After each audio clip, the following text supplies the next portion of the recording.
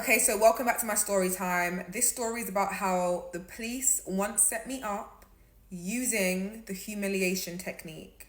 Now, it is fair to say that when I was younger, I was troubled and I was a problem to these streets. I would get myself into trouble all the time with my friends. The main goal that surrounded this trouble was trying to get money. The police knew of me from school. I would walk past them in the town centres and they'll be like, "Hello, Tyrrell." And we'll go back and forth and I'll be like, "Why are you saying my name?" Da, da, da, and all that shit. They used to literally just try and wind me up. The police knew my history, they knew the gangs I was in, they knew the friends that I'd hang around, and they predominantly knew where to find me. During this time, I was in my early 20s and I was actually going to church. Like, I was trying to change my life around, thinking that church would be the way forward. Now, I'm going to be clear and keep it short and simple. I've had run-ins with the police and sometimes they have used unjustified force against me. The police took my worst ever mugshot. This photo was from a previous incident where they used unreasonable force against me, bust my lip, my eye was swollen, hair all messy, and you could clearly see in the photo that I was fucked up. One random day, they printed out that photo and stuck it on a warrant paper. Knowing that I live in South London, they took that paper to the other side of London and pretended they was looking for me at a random girl's address, who obviously is known to them, but also known for causing trouble on social media and being a viral influencer.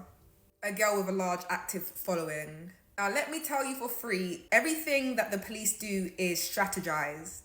They would have sat down beforehand and they would have organized how they're going to do this, where they're going to go, why they're going to go there, and all the reasons for their movements going forward.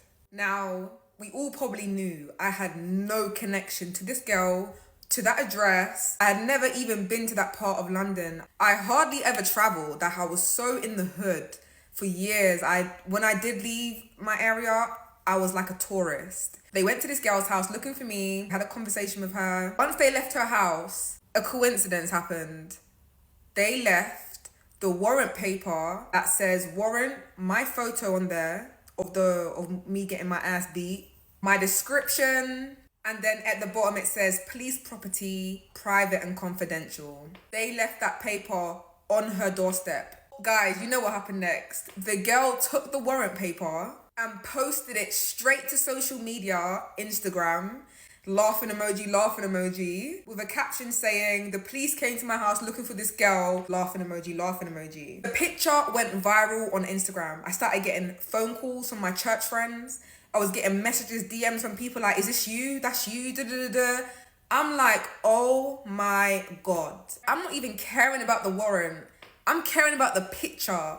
At that point in time, I felt so embarrassed and humiliated, but at the same time, I was angry. In the heat of this commotion, I messaged the girl. I said, "Take this down now. I'm that girl in the photo. Take it down." I'm not gonna lie, I couldn't even be nice at this point. I had to just let her know, take that down now. She was cool. She took it down. She gave me her number. I called her and I said, "Right, like, what's going on? Like, how did you get this? What's happening?" She basically explained that the police came to my house looking for you. I told her, "You don't live here. I don't know you, da da da da," which is obviously what she's gonna say because we do not know each other. She's from the other side of London. And she said they're basically saying you got a warrant for your arrest.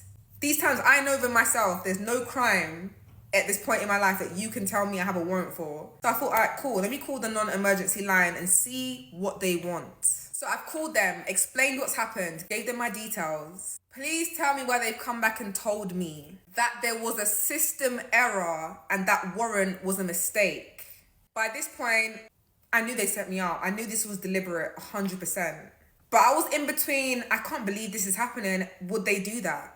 But they had some kind of vendetta against me, and this is what happened due to that. Now, the damage was already done. People were sharing my mugshot around the internet for over a week. My ex got it, my enemies, fake friends. People had this warrant paper, and they loved it. They just wanted to be like, "Oh, look at Tyrrell. She ain't changed, da-da-da-da, embarrassing, da-da-da," all that shit. I just had to take it on the chin and say, all right, cool, and that was it. A lesson that I learned from this situation is that there are officers in the police force that do want to help people. But there are 100% wolves dressed in sheep's clothing. There are officers that do not care about your mental health, your well-being, and they want to work against you. The lesson is, even salt looks like sugar. So don't ever feel that because someone comes to you and tells you who they are or they portray themselves to be a certain way, it does not mean in any way, shape or form. It doesn't matter how official you are. It doesn't matter what you do for a living or who you are. Not everyone and everything and every system is what they pretend to be.